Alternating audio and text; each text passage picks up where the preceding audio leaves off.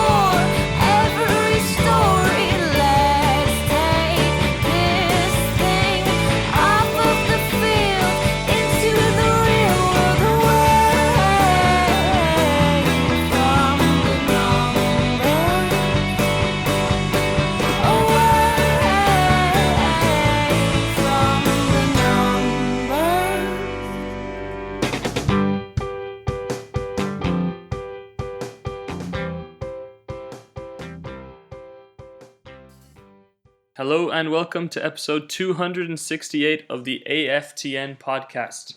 I have never scored an own goal. I am Joe DC. Across from me is a man who has witnessed me scoring an own goal. He has hot takes right fresh from the oven. It's Nicholas Ruprecht. Ooh, yeah, I've got my mitts on. Nick, we're in no Gideon again this week. I know. Still in Disneyland? I think. I'm just kidding. I saw him on Monday at the TSS Rovers home opener. Did a great job with Mikael commentating on that game. Another game on Friday, by the way. So if you weren't able to make it out to the first one, their second home game is on Friday. But, Nick, unfortunately, we can't live in USL PDL land. Mm-hmm. Today we have an unorthodox rule. We're ditching our regular format because of all these changes. Yeah. We literally just finished watching. I'm pretty sure like less than a minute ago. Yeah, because we are busy men with busy schedules. Whitecaps 2, San Jose 2. So we're not previewing anymore. We're going to review and then preview. Yeah. What thoughts on the game? Just your hot takes. It was a very meh game. There was chances, right? There was chances. Which is more than you can say than other games, right? The last two games we've been creating a lot of chances. Yeah. Right? We've also been giving away a lot of chances. This is also true. But which would you rather watch is the real question. I would rather watch creating chances. Yeah. That's much more exciting soccer. Yeah. Usually I play as a defender, so I have no problem. Yeah, that's true. It's true. You're one of those purists that think 0-0 is the perfect the best score ever. Yeah. Okay. So we're still trying to gather our thoughts, but let's try and review the game. Okay. You arrived a little bit late, but I watched the first half. It was Whitecaps were well on top in that first half. Some good chances. The midfield seemed like it was working for the first time this season. Felipe actually looked quite good. Then the first time, I think, in a Whitecaps uniform. And what was that? He's now leading the Whitecaps in assists or something like that? He had 5 assists. Someone tweeted that out during the game. We haven't had a chance even to verify any of our live stats. Yeah. But he had 4 key passes during the game, which really... Yeah, speaks to his influence. Yeah. And he was playing in a more, at least, deeper role, it seems. Mm-hmm. Oh, he finished the game with 5 key passes. 5 key I had to refresh my page. Mm-hmm. Felipe looked really good. And that first half especially... His delivery though from some of the crosses. Yeah, but that's been a theme this season. Yeah. Juarez started in the midfield with him. He actually looked quite good, I think, too. Apart from switching off on the second goal, yeah, he looked really good. There was outrage, I know, on Twitter about that, but it was one of the better games that we've seen from Juarez too. Yeah. But going through it chronologically, that first goal by Christian Stahre. We haven't scored many nice goals this season. From open play? Play. That was probably one of the best ones. That was a nice ball by Reyna, and then Reyna also getting the second goal. Yeah. But Stahre, showing a little bit of composure. Yep. And I think his celebration was more... I'm also taking showed my shirt a little off. bit of composure. Yeah. No, that was a great play. We've talked a lot this season about not having anything down the middle, and that was a really great... With Reyna there... I think there was a lot of combination play with the wing. Yeah. He's able to drop deeper, pick up the ball from the midfield, but he was also playing up, beside Kamara. Yeah, I think it was a 4-4-2 by design, with Reyna kind of dropping in a little bit. Kind of floating around. Yeah. Almost. Reyna missed a few chances, but we'll get to those in a little bit. In total, though, 6 shots, 3 on target. One of them really should have been on target in the second half. And he finished the game with 8.8 racing, which I think is one of the best players on the field. He really was a different player today. We really hope that form continues. Because if the Whitecaps want to get anything going offensively, and, I don't know, I mean, I think there's been some transfer rumors about bringing other people in, but I don't know I never know how many of those to believe, though. Yeah, I mean, they're rumors. Yeah, I guess by nature. By nature, you shouldn't believe them. Then at the end of the first half, the most Whitecaps thing to happen, dominating the game and letting a goal go in. Yeah, it was Hosen, I think. Their only chance that they had one. Eriksson had one header that was a difficult chance that he did really well to make it only miss by a little bit. But I think it was just a long ball over the top.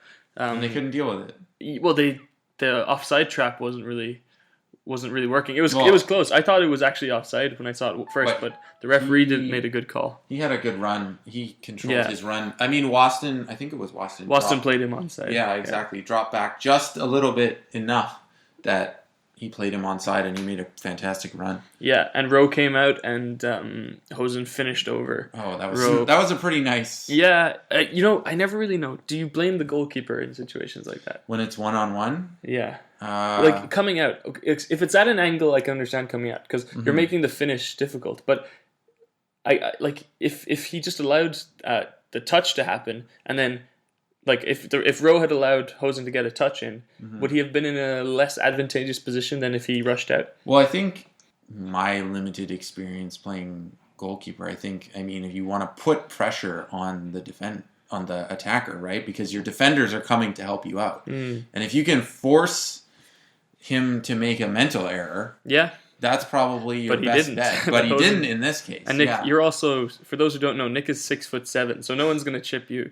But Rowe is not. No, Rowe is definitely not that tall. So at the end of that first half, it was kind of, I don't know, a bitter taste in the mouth, really. I was not super happy. I was like, oh, this is going to end in a draw. Yeah, and boy, were you right. The second half started, and San Jose looked a lot better than the Caps did to start that game. They came out and they were looking for all the points, and they need all the points. To be fair, let's just delve into their tactical choice. The lesser seen 5-4-1. Yeah, but I think they watched some of that not Man United. Minnesota United. Small difference. Yeah. They watched some of that Minnesota United footage and probably saw, they just jammed 5 people. Yeah. And I felt like that was a problem. Yeah. We didn't get enough. I mean, how many times was Kamara not in the box when a cross came in? That was a big theme in the second half, especially. Or the run is late. And I'm gonna put this out there, and feel free, Whitecaps fans, to disagree with me. But I don't think Kamara offers as much in defense as Montero did last season. I don't think he defends as well. He wins a lot more headers, but I don't think he's Montero would funnel the other team down to one direction, and I don't think Kamara does that as much. It's something I just noticed during the game. Yeah, so the second half, it was kind of a tug of war, actually, in the second half, I think. The Caps kind of wrestled it back, but not before San Jose took the lead. Yeah. And imagine how deflating it would have been. That was a nice goal, though. Lima. He scored against the Caps before as well. Yeah, he took that very well. But he had acres of space on that right side. Yeah. I think Davies didn't track back, but the problem with that goal was Juarez not tracking the run of. I don't think it was Godoy. It was someone who was surging through the midfield, and Juarez just let him breeze by. Mm-hmm. Juarez had a better game, but I don't think. I feel like it was one of Felipe and Juarez's better games together. That one goal just kind of points out a big hole in Juarez's game. I don't think his effort level is there sometimes. Maybe it's just because he's getting on a little bit, but Like, I wouldn't imagine Russell Tybert giving up on that play. No. Right? But then Juarez gave a lot offensively. Got out of a lot of the ball. Got out of a lot of tricky spots. And yeah. I don't know. I think the midfield really is a question, especially if we're playing 4-4-2. We were at the game on Friday, and we were both pointing out the gaping holes in the midfield against Houston, right? And Houston will exploit that. Yeah, Houston overran the Whitecaps in the midfield. They totally did. I don't know how it looked on TV, but like that's how it looked in the stadium. So that was 2-1 San Jose. You could hear the disappointment in the stadium. Yeah, that very distinct BC place groan when the Whitecaps give up a goal. Yeah, and especially like given the season that they've had, you think, oh god, gosh, this is not going. This is going the way Davies not playing on the right, playing in the left and down the middle. Actually, he tucked in a lot. Yeah, he was tucking in a lot, and I don't think that was actually to the point we had no left winger at all. Yeah, exactly. He was getting crowded out a lot, though. It was Davies, but like that's not a place for him to be because he's not from the shooting that went on from Davies today. You could see. Well, I think it could have had something to do with the fact that De Jong was having one of his best games. So I really, De Jong was fantastic. Offensively, he had like 3 or 4 shots probably. All of them were, one of them was a little bit off, but most of them were quite close. Just something we haven't seen from De Jong before. Yeah, I liked it. I liked seeing him get further forward. But then at the same time, I guess when he's getting further forward, that forces Davies to go a little bit more. That's what I was going to say. Right. Like giving De Jong the license to overlap, which is something apparently they've been working on in training a lot. Maybe that was part of the thinking, but Davies' touches weren't good enough to exploit that central area. But like here, the problem I guess I have with De Jong, I mean, yes, they're playing 5 at the back, so maybe there's less numbers per se. But there's still 4 in the midfield. There's still 4 in the midfield. And they had, and Vacco is doing a really good job getting forward. Yeah. And supporting Husin. Yeah. Giving him nice passes, but I think. I mean, I would have preferred Davies to flare out wide. And I mean, if they have 3 center backs, the more you can pull those center backs out, the more space there's going to be. But if Kamara isn't going to be in there in the first place, then what's the problem? True, right? And De Jong was crossing from deep also. It wasn't byline crosses. Mm-hmm. So De Jong just had to get into position. And, maybe it speaks something to what San Jose were allowing De Jong to do in the fact that De Jong had so many shots, right? Mm-hmm. Did that mean that they were just giving him room and he decided, I'm going to have a pop or 2? If you're going to let people... I mean, if you have a choice between letting Davies have a shot or Kamara have a shot and De Jong have a shot, I'd let De Jong have a shot. Like, whatever. He's a defender. his shots look better. But his shots look good. But he's taking shots from how far outside of the box? It was at least 10 yards outside. Yeah, exactly. Like, how many of those are going to be high percentage chances? The theme for the rest of the game for the Caps, who had pretty good control of the rest of the game, was chances and only converting one of them. Yeah. So there was the Kamara chance that he first. He had a couple that the first one he just completely missed the header. There was another one where he knocked it into the ground and it was close. Yeah. It was close. Then there was Reyna's breakaway goal after he scored. His goal was quite nice, but he got a lucky deflection. Yes, that's true. And most of these chances came from deep crosses from De Jong. Except I think the Reyna one came from a little bit of pressing high up the field. Yeah. But for the most part, you're right. The chances being generated were from De Jong. Which brings up your point, I think it was last week that you made, that we're such a crossy team now. We're so cross-reliant. The first goal came from a through ball. Why do you think... Yeah, I know. So that's a good thing. I mean, that shows that there's... And then the next goal as well from Reyna. Yeah, well, that was, like you said, that was pressing. Yeah. Which isn't something the Caps do on a regular basis. Really. Yeah. So, I mean, maybe they're trying to find... The finishing was atrocious. The finishing... Oh, yeah. But then the finishing in... Like, Reyna's one where he blazed it over the bar from when he could have... Yeah, Davies' finishing was also awful. Yeah. Breck Shea didn't really get in... But Breck Shea, when he beat that man and just chipped it 10 yards... Oh, man. That was not good. Yeah. And Breck Shea's hair. We have to talk about that. I mean, it's his hair. I mean, I think he was trying to channel Bolaños with the headscarf. Oh, maybe. You know? Yeah. A little bit of that. Could be. Yeah. So, just some final thoughts. Like, the Caps should have won that game. They had enough chances to win that game. That was honestly, that was a game that they should have won. because there was a lot of chances, and also you need to beat teams like this if you want to be a playoff team. Because San Jose is struggling. They're third from the bottom in the West, and if you can't beat San Jose at home, you're going to have a hard time getting into the playoffs. Like the Houston game, fair enough. Like Houston that's a draw. Team. Yeah. But this game is a 2 points lost, not 1 point game. Yeah, that is definitely 2 points we've dropped.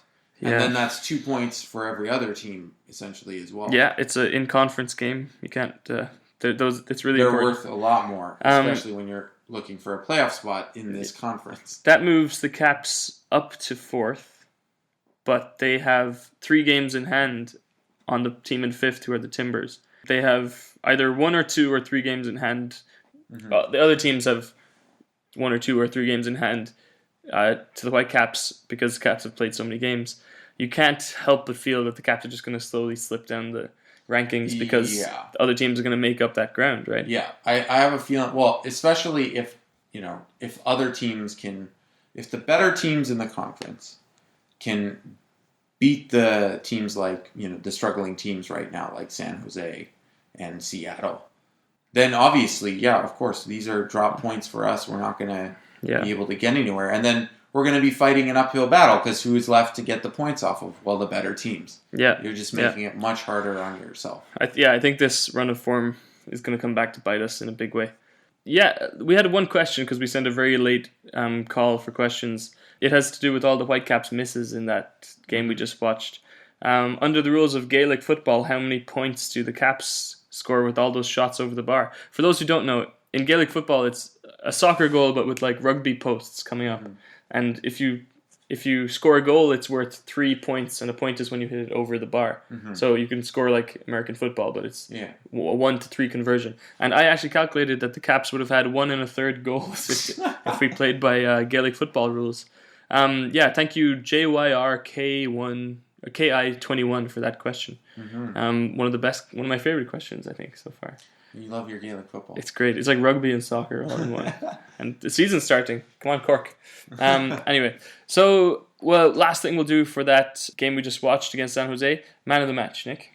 Man of the match? For me, I would actually say Reyna. I think from the Whitecaps side, he definitely deserved it. He got an assist and he got a goal. Yeah. And he was consistently dangerous going forward. And that's something that we've been missing for a lot. And hopefully he's got his mind in the right place. Yeah, his celebration seemed to be kind of symbolic. That he was kind of ridding himself of that bad chi, or whatever you want to call it. I'm going to go with De Jong. I just really think his all-around contribution, not just the fact that he was offensively productive, but a lot of plays, he was like counter-attacking plays, he was just nipping in the bud before they really took off. Even involved in that set piece where he kind of swerved it a bit too much, maybe. Yeah, the short free kick. Yeah. Well, I like that, because the normal set pieces were not working. Yeah. So you might as well try something a little bit different, right? Mm-hmm. Well, you've heard what we've had to say. Probably as we speak right now, our AFTN elves are getting the audio from the coaches. Yeah. So for your benefit, listener, please stay tuned, and we'll hear from both coaches right now.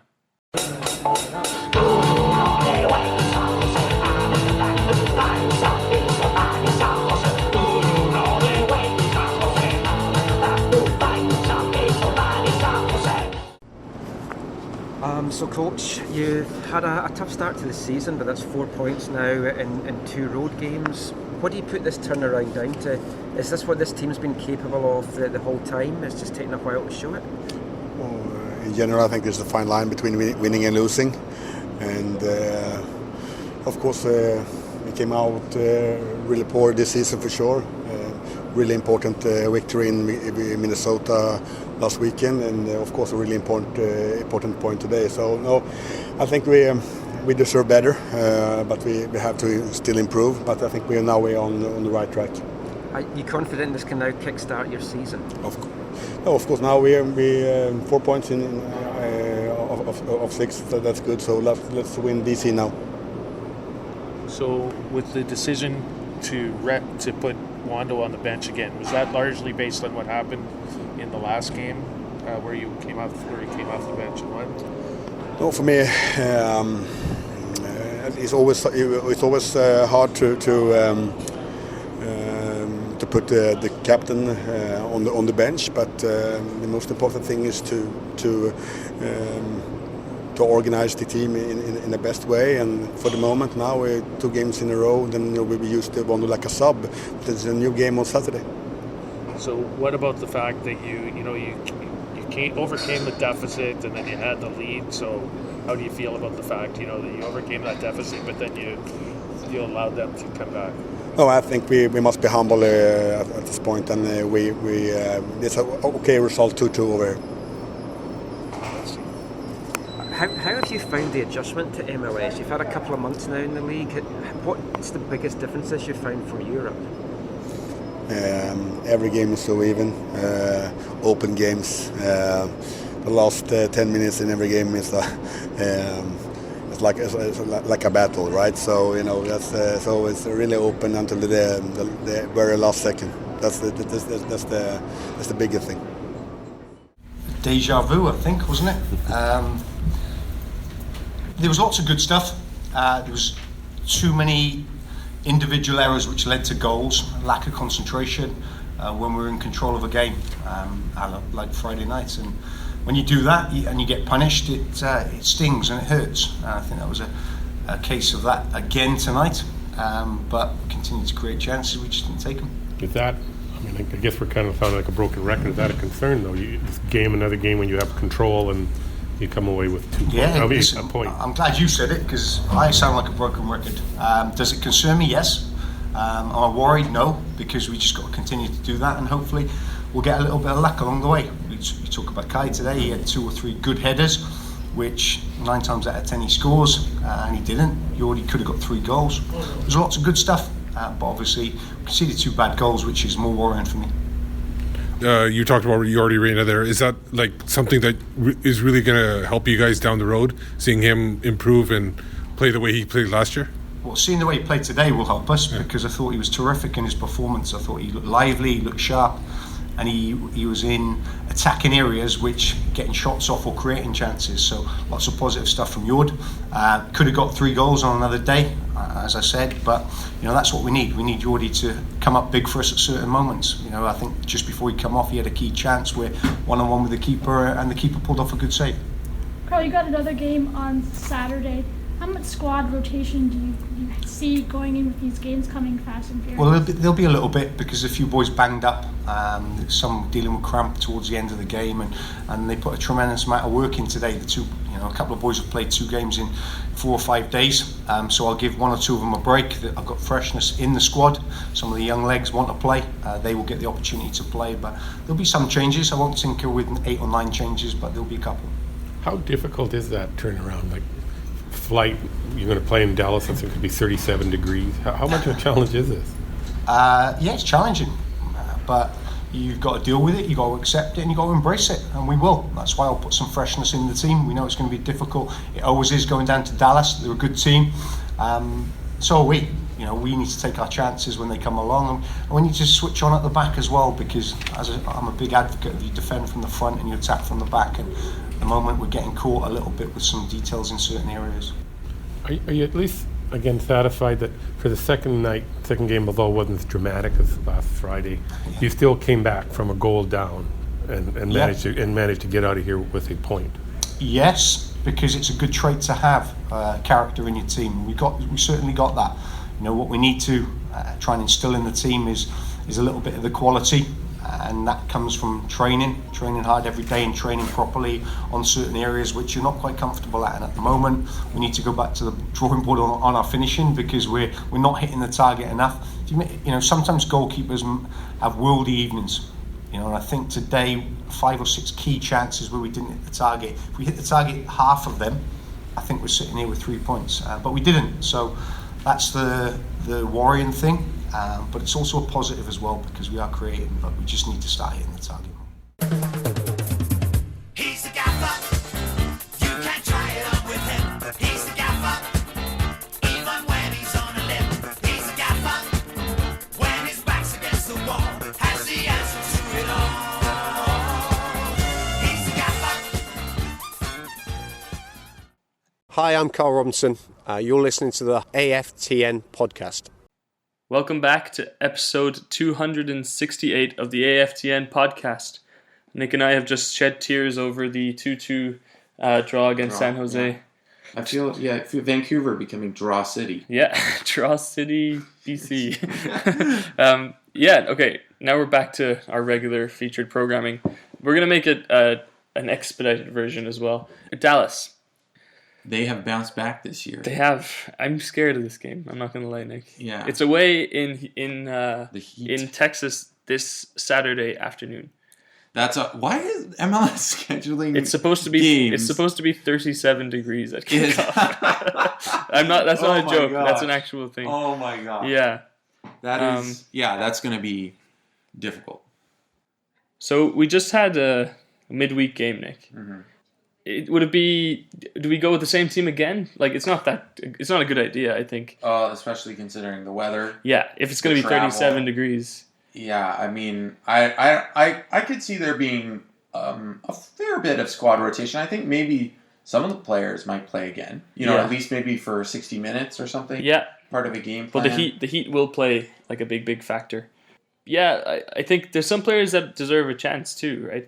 Like, where the hell has Jake Nerwinski been? Has been a big question. Yeah, I mean, I mean, Sean Franklin has been good. Mm-hmm. I mean, I actually think there's been a couple games where he's not been as great. This last game, he didn't stand out as much, I think. But I think Nerwinski deserves a chance to play. Maybe Levis as well. Levis, yeah. But we're managing his time, right? That's a different kind of an issue. Long-term injury, right? But he hasn't looked bad in any game that he's played so far. Yeah. So I could definitely see the fullbacks switching out. Yeah. Who are we? Spurs or something? Switching fullbacks on a regular basis. Yeah. Tactically though, this approach is going to be a little bit different. Like in the central positions, Dallas have scary talent. Oh, Mario Diaz, the perhaps one of the greatest playmakers in the MLS right now. Yeah, I mean, last game, what did he get? 3 assists? Something like that. He assisted on all goals? three assists from the attacking midfield position in a 4-2-3-1. Urusi up front, formerly of Portland Timbers, got 1 goal. Lama on the left got the other 2. He's quite the speedster. Yeah, that might be a good reason to start Nerwinski too, actually, because Lama's speed, like Franklin doesn't have the speed that Nerwinski has, and tracking back is one of Nerwinski's great strengths. But Mauro Diaz is going to be very, very concerning to see how we counter that constant threat of playmaking. Right? Well, what about this? What about, say, Tybert man marking him? Yeah, could be. Or even Gazal sitting in front of the space that Diaz would pick up the ball. Compress the space that he can have. Do you think it's going to be a 4-4-2 again? I don't think so. No, I don't think it's going to be a 4-4-2. 4-1-4-1 or 4-2-3-1? I would think of 4-2-3-1. Okay. I would like to see the more defensive midfield, especially because that way we can have more pressure on Diaz. Because I imagine Diaz would be playing there. But I can't help but get that feeling that if we focus too much on Diaz, we'll forget about someone else and just let them run riot. Well, I mean, I guess it's a choice of pick your poison. I mean, who would you want on the ball, really? Let's be honest. I mean, I would rather not have Mauro Diaz on the ball if space and time. Because if you give him space and time, he will burn you. Yeah. Right? Whereas maybe with Lamar, he's not the greatest necessarily playmaker. Yeah. Sure, he'll run at goal. But his speed is just... Like, we saw today how the Caps backline can be exposed. I know we're going to play more defensive away from home. But... I don't know. It's just, I think, especially in the form that Dallas are in, this is a very tall order for the Whitecaps. I think so. I think if you get a point out of this game, definitely, that would be fantastic. Did we not have a point in Dallas until last season or something like that? Or in Texas? In Texas. Something like that. Or never had a win in Texas. Some weird stat like that. It's the heat, man. We're just so... And 37 degrees. We're so West Coast. We're used to the cool beach vibes. The rain. We can't handle that. But it's been almost 37 degrees these last few days here. I think it was 32 the other day or something. It was hot. Their midfield is pretty stacked as well. Yeah, Grezzo, I'm butchering that name, but he's a strong midfielder as well. Their backline, Ziegler is suspended for this game, thankfully. He got sent off last match. They still have Hedges, still Yeah, knocking around. fantastic. Their fullbacks, right back is Cannon, left back is Nedialkov. Really hope he doesn't start because then I'm going to have to say his name a whole bunch more. They are just a solid team. I think they're in that new model. Like Oscar Pereira has built this team in that new MLS image of just having a lot more threats. What MLS are we in? We are 3.0? we're 2 versions 3? behind. We're in desperate need of a firmware update. No, I am scared he's done of this a team. fantastic job coaching them and Despite that building weird them. dip last year. I mean, the weird dip might be just sometimes they got rid of Kellen Acosta. They got rid of Castillo. Yeah. That year, Fabian right? Castillo. And that could have been part of the reason is they're trying to search for a replacement, and everybody. I mean, they were coming off a Supporters Shield and U.S. Open Cup win, and maybe they were just gassed from.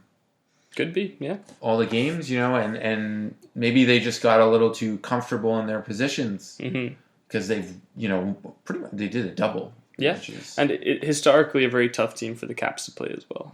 I think remember that goal that they scored from halfway on David Oosteders. Just I can't think of like a positive result in Dallas and or in that context. Whole playoff shenanigans as well. Yeah, it's just there's teams that you face and you just feel uncomfortable facing them, and that's what this team is for me. I think Urruti has really revived his career since moving from Portland. As well. Yeah, and he's fit in very well there. Yeah. In Portland, it never seemed like he could find the necessary service. Yeah, I think their style of play didn't really suit him. I mean, going forward. Yeah, they were looking more for the Fernando Addy type character. Yeah, that who also is not playing well this season. I watched the Seattle-Portland game, and it was great because I knew one of them had to lose, and they were both on bad form. But Portland have really turned it around. I'm not looking forward to playing them either. I'm just such a pessimistic fan, Nick. Then who are you looking forward to playing? This past game against San Jose was on my list, but look how it turned out, 2-2. Yeah. The thing is, I think we're almost a third of the way. We're definitely a third of the way. We're past the third of the way through the season, and you're starting to see where this team really belongs. And I don't like it. And there's a lot of gaps. Yeah. I mean, there's no playmaker, but maybe Reyna can start filling that role. That's the one big positive that we can draw on. But bearing in mind the fact that we both think there might be rotation, I just think this isn't the game that we do it, right? Like, Mosquito would be a great player to play in this game. Mosquito? What about Mosquito and Blondell together? Yeah. It depends on the formation, though, as well, that we go with. Because, a player like Hurtado could play as well. Yeah. Like, you just go young, right? Go young and give it a go. Do what San Jose did today. And, give some players a chance. And, well, actually, they played a pretty good lineup, to be fair. But I think just the rotation, we shouldn't get our hopes up because the rotation will mean that the style will deviate a little bit. But I think there's a couple of nailed-on people. Like, I think Gazal will start this game probably. Blundell, maybe. Blundell just keeps getting tough matches, too, though. Yeah, but look I think he played really well against the Dynamo. Yeah. A couple weeks back.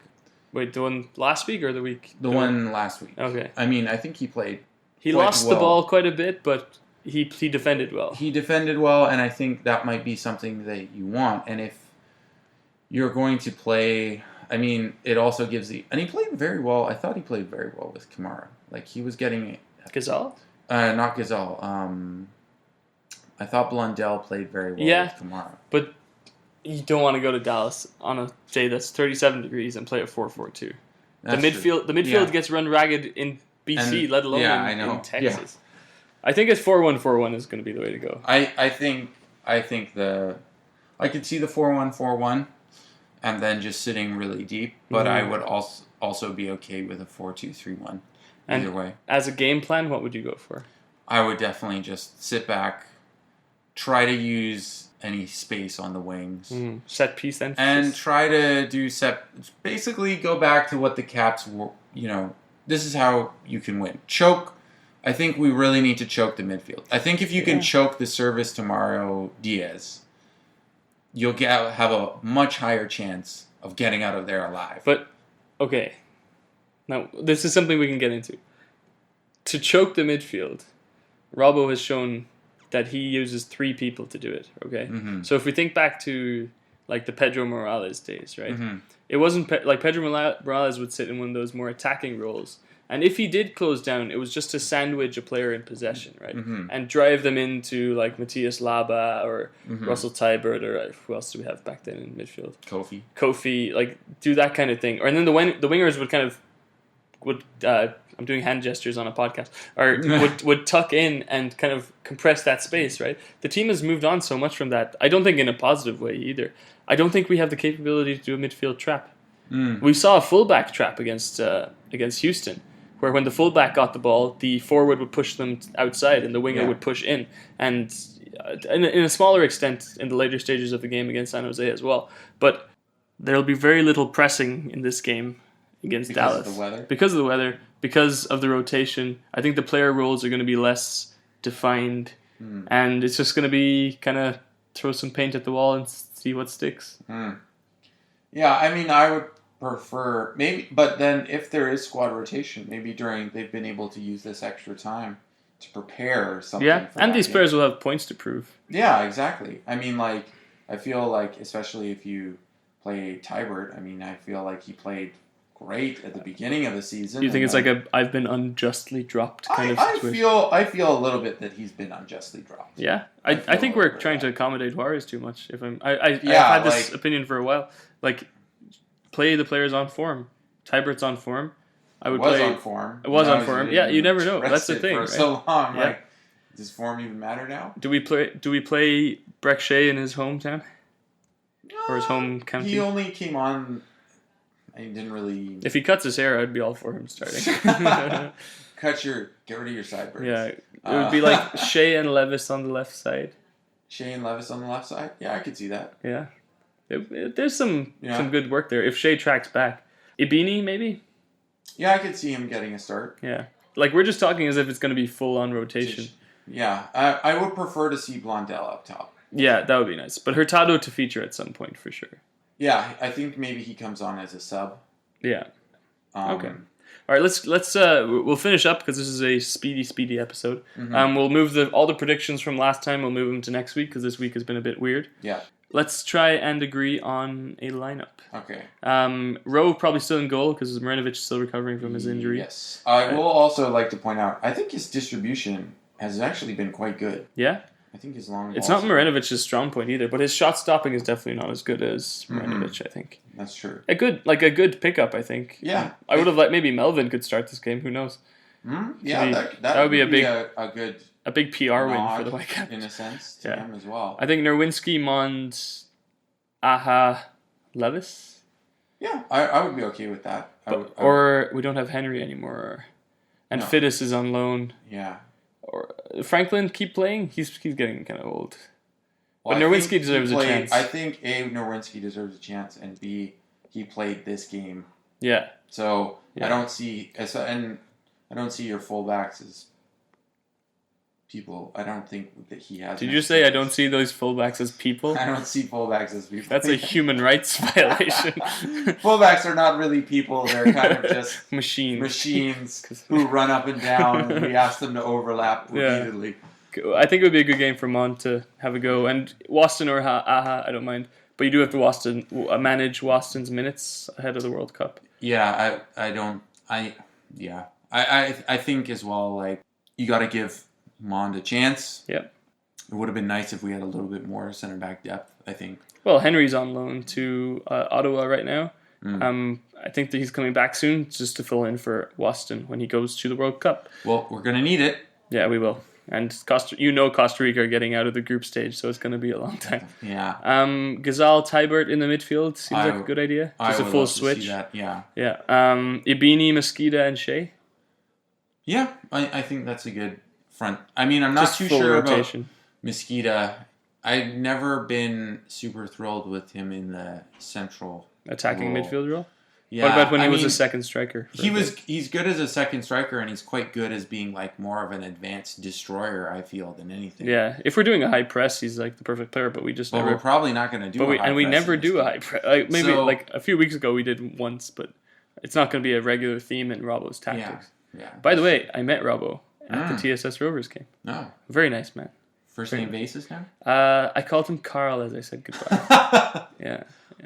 You know, I'm always a little starstruck. The first time I met Jay Demerit too, I was doing the stats in the Rovers game, and he came into the booth, and my jaw dropped. Look at how many famous people you can meet at the It's TSS true, and then game. Robbo too. I was a little bit nervous going to talk to him, but he was really nice. He told me about his thoughts on early in the season, and it was all off the record, so I can't say it on the podcast. And we're close now, you know. Yeah, we talked. You don't want to burn your we talked contact. for 3.5 minutes, so like we're basically. He knows best your friends. whole life story. Exactly. He doesn't. He probably doesn't even remember my name. It's fine. He's like, John? John, that's my brother. Yeah. Okay, and up front is the last position. Hurtado or Blundell, I'd be okay with. I would go with Blundell. Yeah. I think Blundell deserves it. And I mean, yeah, Hurtado. Maybe bring Hurtado on to close the game out. Just give me a binary answer for this, okay? Is this a throwaway game? Yes. Okay. Not what we want to hear. Unfortunately, yes. But hey, I feel so like. many teams have gotten results by fielding throwaway teams against the Caps too, right? So Yeah, but the Caps have this almost notorious attitude. It's of true. Having that happen to them. Yeah. I don't know if it's a mentality thing or. Yeah. I think obviously some part of it is a mentality thing. Because this is a shortened episode and we've not followed our usual format. There's not even a "Do you know who I am" this week. I know. Terrible. And Gideon's not here. I know. So it's the perfect storm. We'll do one big prediction each. So I'm talking grandiose prediction, like not your Waston yellow card easy point. We want something 3 big points. for this. What you got for this? What do I have for this? We're coming up with this on the spot. Usually we're nice. We have notes and all that kind of stuff. But this is all on the spot. A big prediction. I think that who hasn't scored?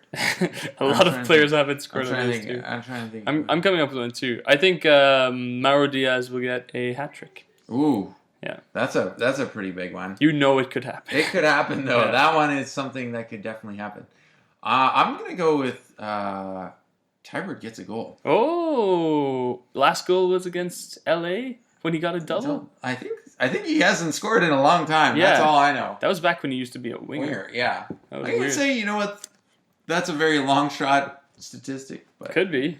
I mean, I'd love to see it Whitecaps happen. getting a goal would be big enough. Hey, we got 2 goals from open play. Yeah. So and two and- 4-goal games in a row. 2, and then we got another 2 goals from set pieces in the previous game. So maybe our set piece worries are drifting away. Yeah.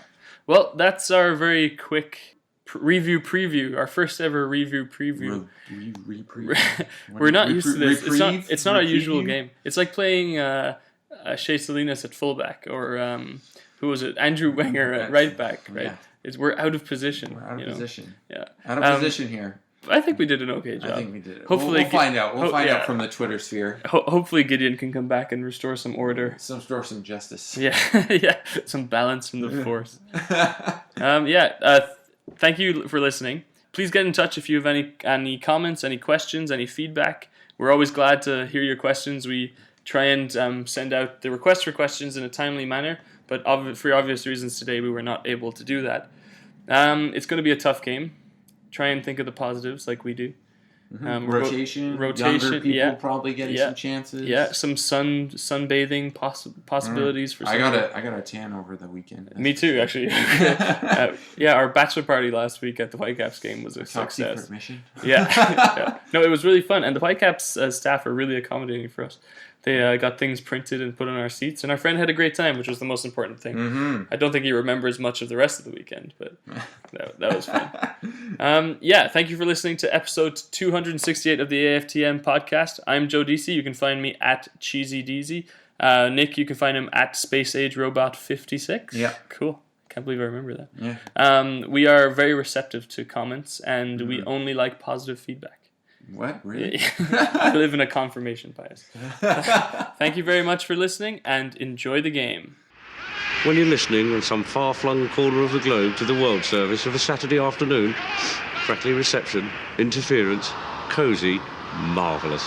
Somehow comforting, isn't it? You know, legendary names, fathers and sons, on the terraces, cheesy peas at half-time, pint for dad, mums at home making the tea. Oh, Everything's all right with the world, isn't it? Saturday afternoon is football.